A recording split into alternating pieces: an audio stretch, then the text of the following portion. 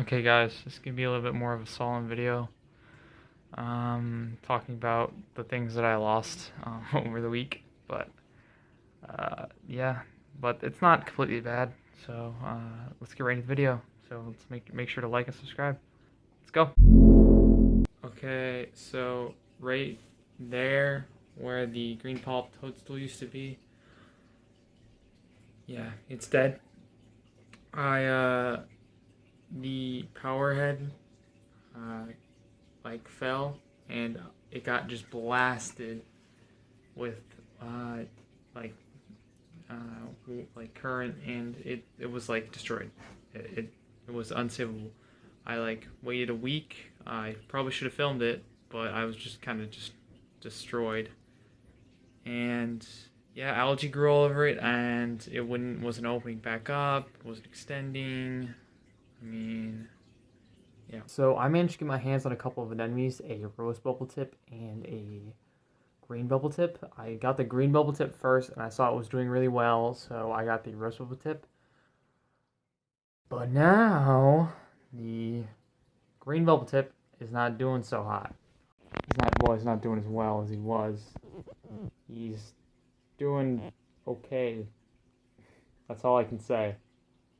He's doing okay. But anyway, the rose bubble tip, the clownfish like this one better, and it hasn't lost most of its bubbles, and it's just, which I find interesting.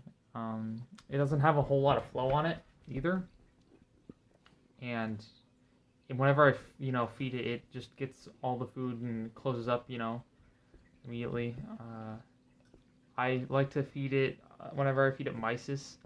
I always feed it I don't feed it whatever, not mysis. Whenever I feed it like shrimp, I just chop up a little bit. I don't feed it a whole lot because anemones don't move. They're just sitting on the bottom of the ocean floor. Something I find really interesting is that these guys were in the anemone within 24 hours. I mean, they don't often go in it together because I don't think they're fully mated yet, but I do know which one's a female, obviously, because it is bigger. That is Juliet right there in the anemone. Romeo is on the outside. Juliet's about probably half a good tail fin bigger. But you can see that right there. But yeah, it's just obviously a big size difference with the clownfish. Also coloration with the I think these are tomatoes. So remember a month ago how all of this rock was covered in algae? All of this rock was covered in algae.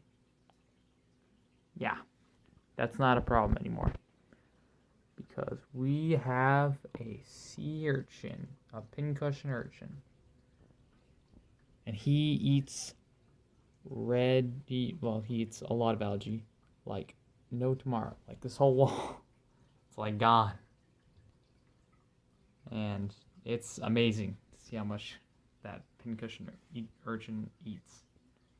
So, I mean, I'm trying a method out to get rid of the diatoms as well, because I saw Inappropriate Reefer had a little bit of algae on his glass, and it helped get rid of his diatoms.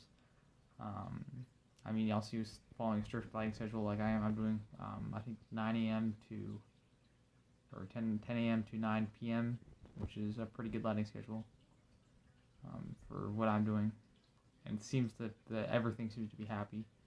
Also, I do have a pretty bad light to have anemones. Like, for them to be this happy seems awfully suspicious to me.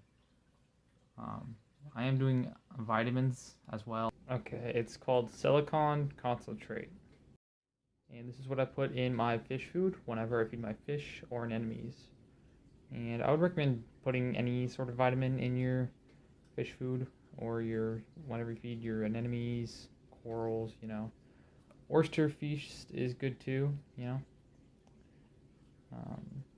can just ask your local fish store guy and they'll be like, yeah, this and that, and I mean, they'll all recommend something different probably. Okay guys, make sure to like and subscribe to the video, and I will see you guys in the next one.